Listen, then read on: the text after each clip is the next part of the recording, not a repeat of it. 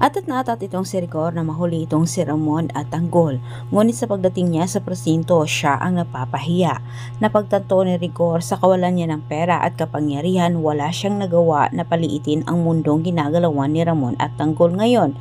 Kahit siya pa ang nasa tama, siya pa rin ang mali sa paningin ng iba.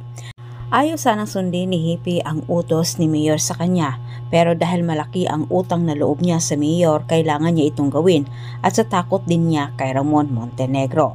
Pinagsabihan ni Hippie itong si Rigor na itigil na umano ang pagpapakalat na buhay pa itong si Ramon Montenegro, lalo pat wala naman umano siyang maipakitang ebidensya na ito ay totoong buhay.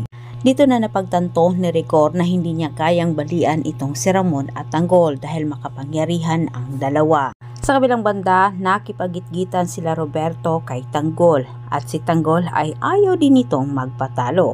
Walang kamalay-malay itong si Tanggol na ang kanyang hinahabol ay ang tuta ng kanyang ama. Malugod na ipinaabot ni Ramon kay General dito kay Roberto ang tulong nito sa kanya. Nalinis na ang kanyang pangalan. Pero ang isip ni Roberto, ayaw na niyang tulungan itong si Ramon. Ilang banda, kampante naman itong si Ramon na mananatili ang kanilang pagkakaibigan ni Roberto at General.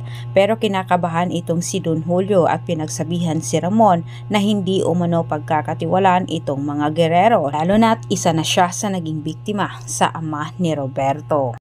Ngunit depensa naman ni Ramon, hindi umano niya pinagkakatiwalaan ang mga gerero, bagkus ginamit umano niya ang mga ito para sa kanilang negosyo. Ngayong tuluyan na ngang niyakap ni Tanggol ang kanyang pagkatao, mukhang siya ang magpapabagsak sa pamilya Guerrero. Pero yan po ay antabayanan natin. Maraming salamat sa panonood, huwag kalimutang mag-subscribe kung ikaw ay bago pa lang dito sa aking channel.